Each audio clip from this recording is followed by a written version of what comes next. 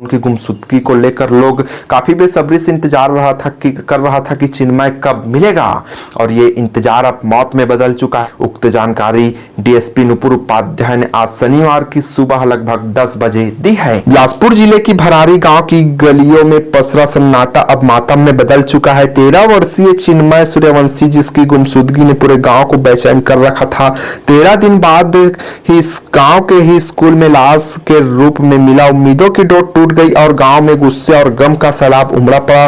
नमस्कार, जय जोहार, जय छत्तीसगढ़। मैं ज्ञानेश्वर साहू, आप देख रहे हैं पब्लिक न्यूज।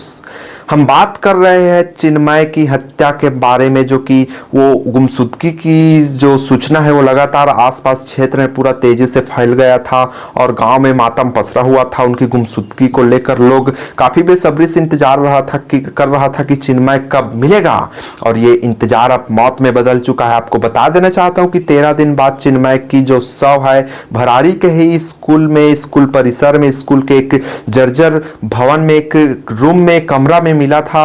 जो कि आपको बता देना चाहता हूं कि उस घटना के बाद 13 दिन बाद जो है वो उस घटना को अंजाम देने वाले उसके दोस्त छत्रपाल सूर्यवंशी मोबाइल को बेचने के लिए एक मोबाइल दुकान में जाता है, जो कि चिन्मय की ही मोबाइल के चक्कर में ही चिन्मय की हत्या करता है गेम खेलने के लिए। आपको सुनकर हैरानी होगी कि एक मोबाइल के लिए, गेम खेलने के लिए एक चिन्मय बच्चे की जान ले लेती है।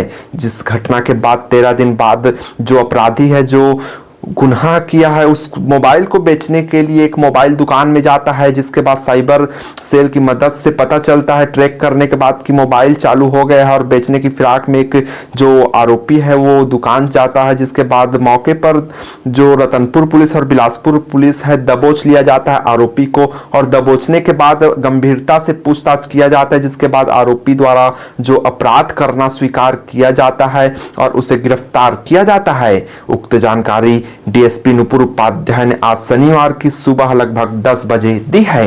आइए आपको पूरा विस्तार से समझाते हैं क्या है और कैसे है।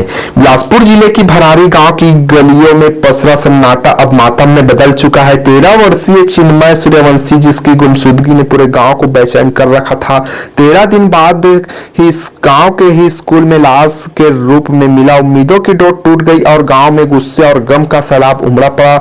हम बात सिर्फ चिन्मय की कर रहे हैं, कैसे टूटा हत्यारे का नकाब, आइए आपको बताते हैं। हत्या के 15 दिन बाद जब आरोपी छत्रपाल सूर्यवंशी मोबाइल बेचने एक दुकान गया तो वहीं से साइबर टीम को मोबाइल की लोकेशन मिली। पुलिस ने तुरंत कार्यवाही करते हुए आरोपी को दबोच लिया। पूछताछ में सच उगलाया गया कि उसने हत्या करना स्वीकार किया और 100 की जानकारी दी, जिसके बाद पुलिस ने गिरफ्तारी की। उक्त मामले की जानकारी डीएसपी नुपुर उपाध्याय ने आज शनिवार की सुबह 10 बजे दी है। इस घटना को सुनने के बाद आपके मन में बहुत सारा सवाल उठ रहा होगा कि एक मोबाइल कैसे एक बच्चे की जान का जो दुश्मन बन जाता है।